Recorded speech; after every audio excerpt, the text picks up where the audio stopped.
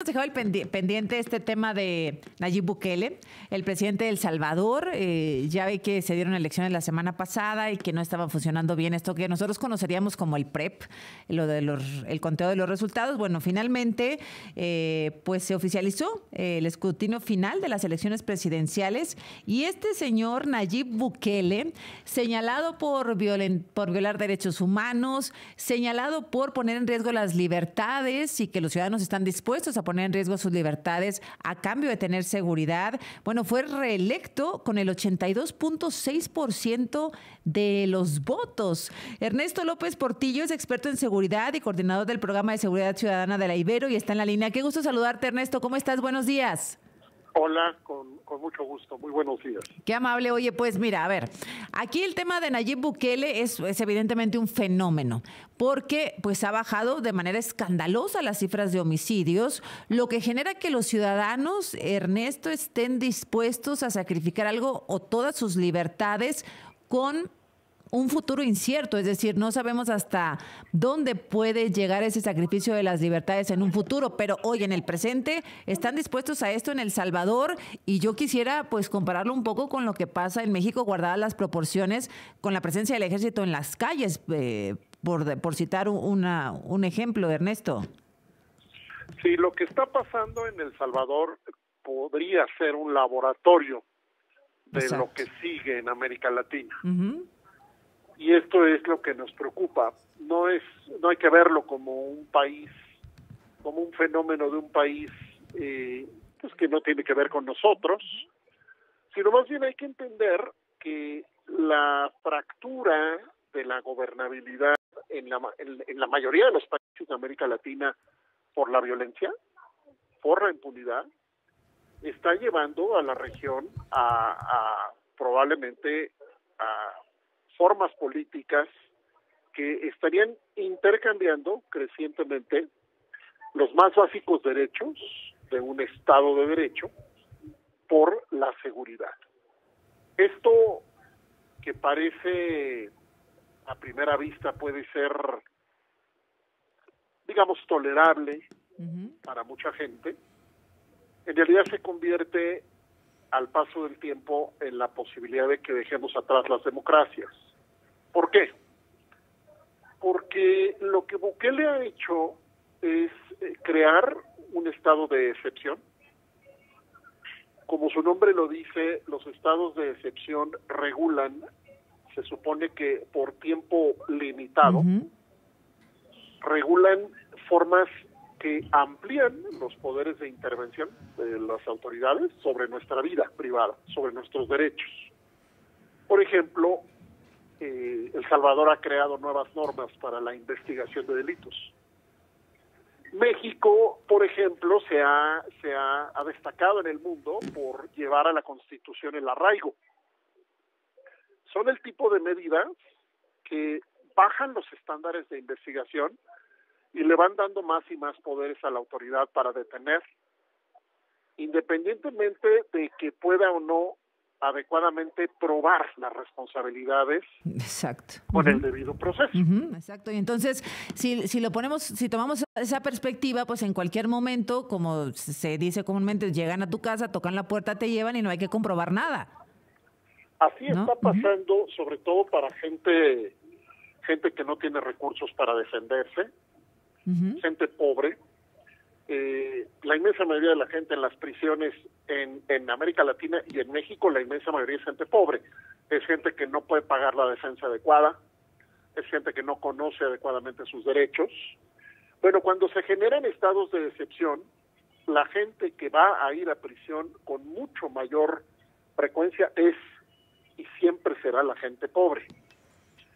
Entonces, ¿qué queremos? ¿Queremos una disminución de homicidios como la de El Salvador? Pues naturalmente que sí. Nadie puede negar eso. Queremos paz. La pregunta es ¿a cambio de qué? Y nos preocupa la popularidad de las medidas de mano dura convertidas, quizá en México, quizá en más países de la región, pero ahora en México con el proceso electoral que viene, que ya está aquí, nos preocupa que la gente vea esto como un espejismo, es decir, que lleguen las personas que son populares por lo que ofrecen, por las medidas para solucionar problemas graves y complejos, con soluciones sencillas. Que son populares por lo que ofrecen, Ernesto, y que no importa la manera en que lo cumplan, porque Nayib Bukele está cumpliendo, bajó de una manera realmente escandalosa el número de homicidios. Creo que están en 3 homicidios, la tasa y venía de 17, una cosa así. A ver, ¿tú tienes la cifra más exacta para no dar una cifra equivocada, Ernesto? La cifra exacta de dónde viene. Salvador llegó a estar, no sé, no te voy a mentir, pero El Salvador fue uno de los países con más alta tasa de homicidios del mundo. Y ahora está como en 3 homicidios, ¿no? En este momento tiene los homicidios similares a Europa. Bueno, entonces uno como ciudadano, es muy atractivo. En Europa claro, no están intercambiando el derecho, por ejemplo, a la presunción de inocencia por tener paz.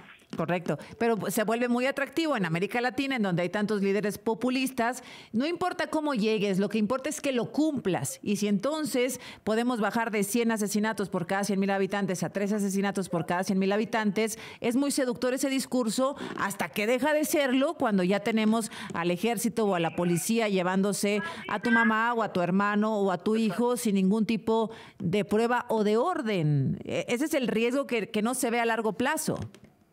Publicado apenas un reporte de una fundación salvadoreña, Cristosal, podemos saber hasta lo que dice esa fuente que yo recogí, pudimos saber de 160 muertes verificadas desde el 27 de marzo al 27 de marzo de 2022 al 26 de mayo de 2023 bajo custodia. 160 muertes verificadas bajo custodia. El problema es que a nadie le importa eso.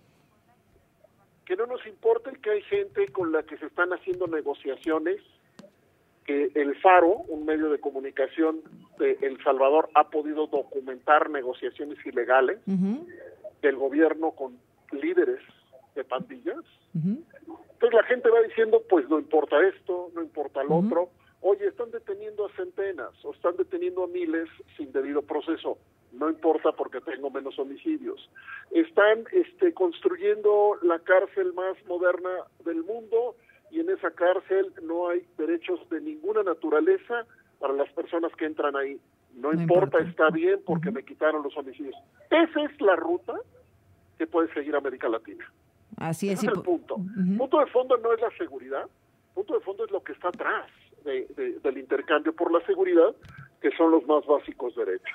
Bueno, ese si la gente dice sí a esto, le quitamos a los gobiernos y a las ofertas electorales les quitamos la exigencia de que lo hagan bien. Claro, porque bien, eso es lo correcto, es decir, no tenemos que sacrificar una cosa por la otra, no tenemos que elegir entre un país seguro o un país democrático, no, se pueden las dos. Se debería poder y se debe exigir, o tendríamos que cambiar nuestras constituciones, poner a la basura la constitución y vivir permanentemente en estados de excepción que se convierten en la forma común, ordinaria, porque América Latina no pudo tener democracia. Ernesto López Portillo, muchas gracias como siempre. Qué gusto escucharte. Buen día. Gracias.